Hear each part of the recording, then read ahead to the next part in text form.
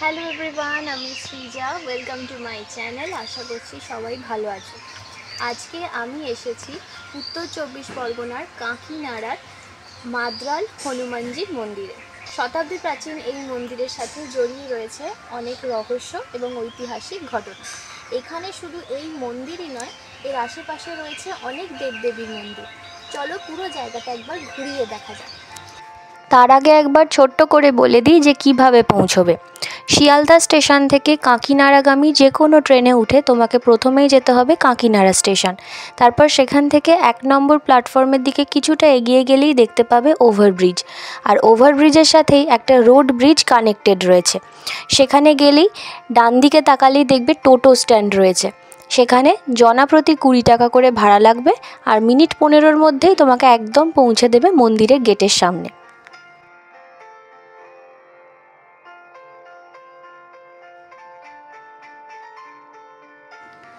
Main gate দিয়ে ঢুকে কিছুটা এগোলেই একদম সামনেই রয়েছে সিদ্ধিদাতা গণেশ মন্দির। আর এই মন্দিরের উল্টো দিকেই এবং মেন গেটের পাশেই রয়েছে জগন্নাথ দেবের রথ, যেটা রথের দিন বের করা হয়।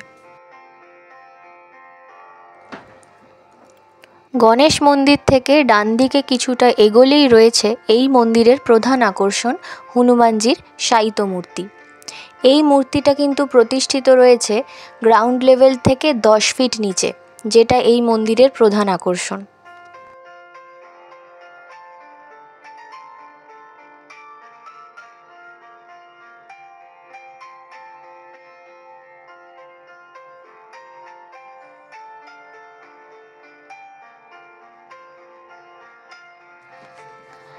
এবং হনুমানজির এমন বিশ্রামরত মূর্তি কিন্তু সচরাচর দেখা যায় না, তাই সেই দিক থেকেও এই মন্দির অন্যতম।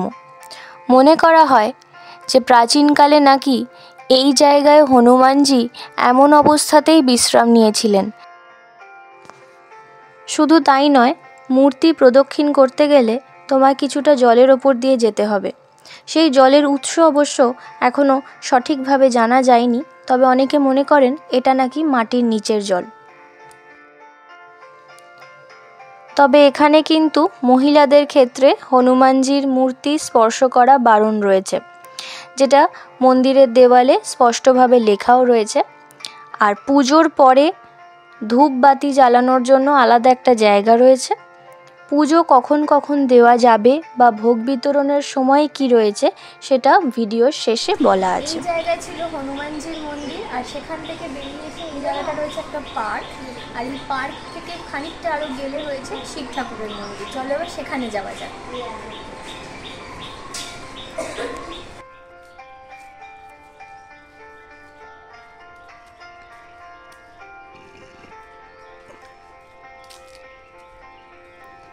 শিব মন্দিরের সামনেই রয়েছেন নন্দী মহারাজ, যাকে প্রণাম করে তবেই শিব মন্দিরে ঢোকা হয়।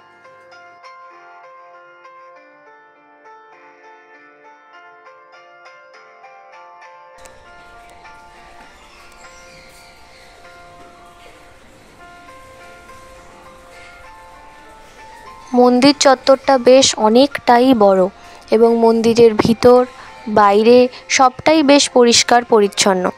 শনি মঙ্গলবার এখানে ভিড়টা একটু বেশি হয়। আমি যেহেতু অন্য দিন গিয়েছিলাম তাই ভিড়টা অতটা ছিল না।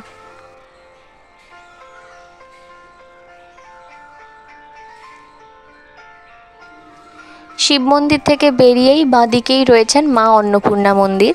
আর হ্যাঁ, এই শিব মন্দিরের মূর্তিটাও কিন্তু গ্রাউন্ড লেভেল থেকে 10 ফিট নিচেই রয়েছে।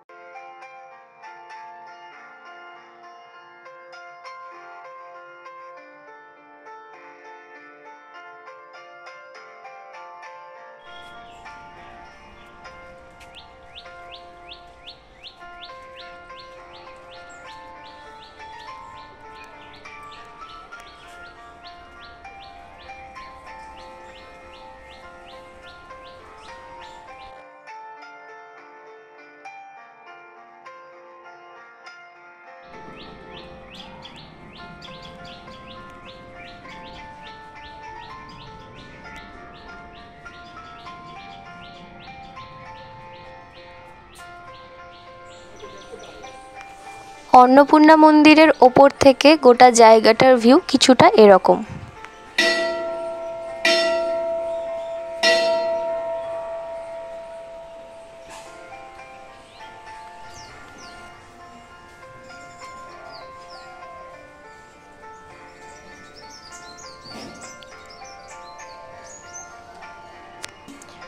অন্নপূর্ণা মন্দিরের উল্টো দিকে রয়েছে আরেকটি বড় মন্দির, যার একদিকে রয়েছে শ্রীকৃষ্ণ এবং রাধা মায়ের মন্দির এবং দেওয়ালে শ্রীকৃষ্ণের জীবনের বিভিন্ন পর্যায়কাল ছবির মাধ্যমে তুলে ধরা হয়েছে।